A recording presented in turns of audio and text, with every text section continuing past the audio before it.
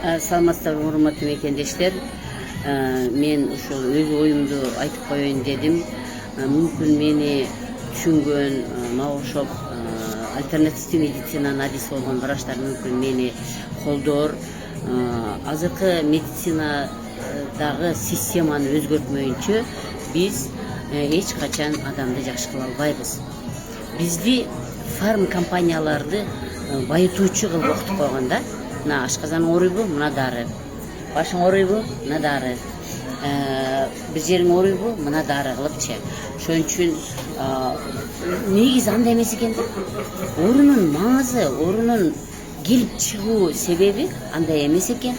Оорунун келип чыгуу себеби бир орган жабыркайт, анан ошол органдан кийин башка органдар жабыркап отуруп, анан адам ооруга туш келет.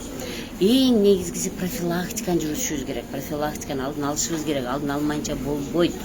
Демек, мүмкүн мени фарм компаниянын адамдары жаман көрүп калар, мүмкүн мени ошол системаны окутуп аткандар мени жаман көрөр, бирок жаман көргөн менен чындык айтылыш керек, чындык орнош керек.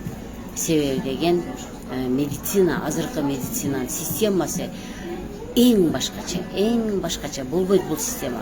Бул система болбойт. Мен да ушурда иштеп келгем. Мен да ушурда иштеп пенсияга чыктым.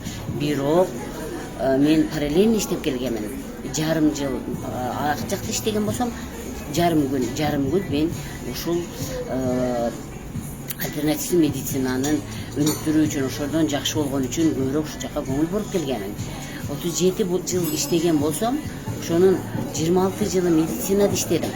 Кийинки 11 жылы жарым күн официалдуу медицинада иштедим, жарым күн альтернативдүү медицинада иштедим.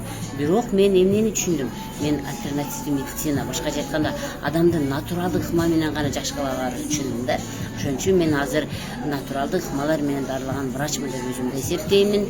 Жана менден ушул натуралдык ыкманы колдонуп, ушуну менден колдонуп чыгып кеткендер алар ооруй берет. А менден ошону көрүп, ошону түшүнүп, ошону аткаргандар дальше 2 айлап, 4 айлап, 6 айлап, 2 жылдап карманып жүргөндөр эң сонун жашап атышат. Демек, урматтуу кыргызстандыктар, биздин үнүбүз медицина системасына жетсин. Медицина системасын өзгөртмөйүнчө биз адамды жакшы кыла албайбыз.